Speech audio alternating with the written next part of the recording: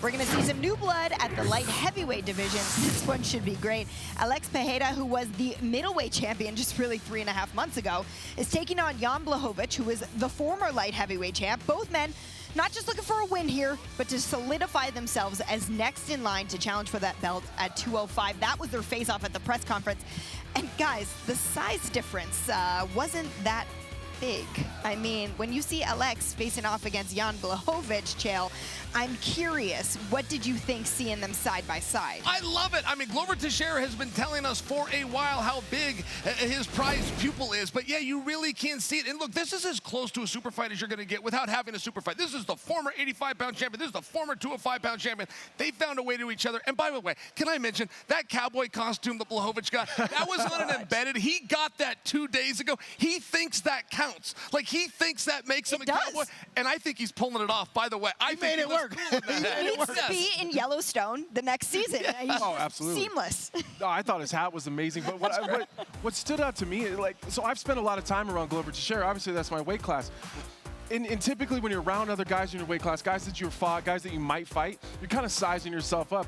Even when Alex was still at 185 pounds, I found myself sizing myself up with the 185-pound champion and being a little bit nervous. Like, this guy is way larger than the 205-pound champion. It makes absolutely zero sense to me. So a lot of people look at this fight as striker versus grappler.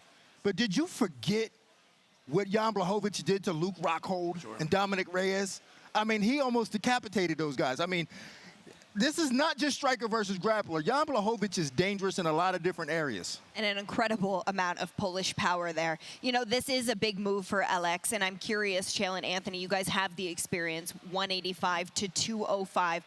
What are some of the biggest challenges he might be facing, if any at all? Well, if I can bring this up, and I'm being critical, this is a very rare talent, but I'm being critical, historically speaking, particularly in boxing. If you are knocked out, your next performance is not your best. And I go back to Sean Strickland, not to pick on him, but it's a name that you guys will know. When he fought and lost to Alex, his next match against Jared Cannonier was not the performance that we're used to. He shook that off, came back, looked great, stopped his next opponent. I'm only bringing that to you because let's not forget, Pereira tasted defeat in the form of a knockout. Not a fight that was called a knockout, where a man is actually unconscious. It's very rare, and that was only 4 months ago. Did you guys see shredded Chael? I know, I was looking at it like, well, man. Yeah, I was proud of that fight. I was all He's like, yo, put that back up. testosterone coming out of It should be on your work badge. Good old Just shredded Look Chael. at There him. we go. Wow. Another Lean second and to take in mean. that glory. Yes. Look at that. Exactly. Gotta Miss love it. Brittany will appreciate it. Yes, Thank you. yes, of course. Always very looking much. out for the wives here. Anthony, you also made the move. For you, what were the benefits?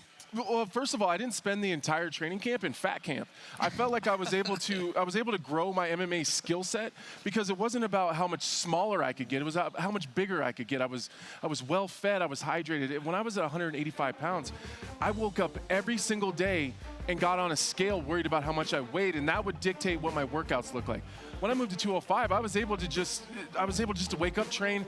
Sometimes I'll go 2 weeks without checking my weight, and I still have a legitimate weight cut, but I'm not as miserable. I'm just happy, and I found I was able to become a better fighter when I was just focused on fighting and not being in fat camp, essentially. Thanks for watching ESPN on YouTube. For live streaming, sports, and premium content, subscribe to ESPN+.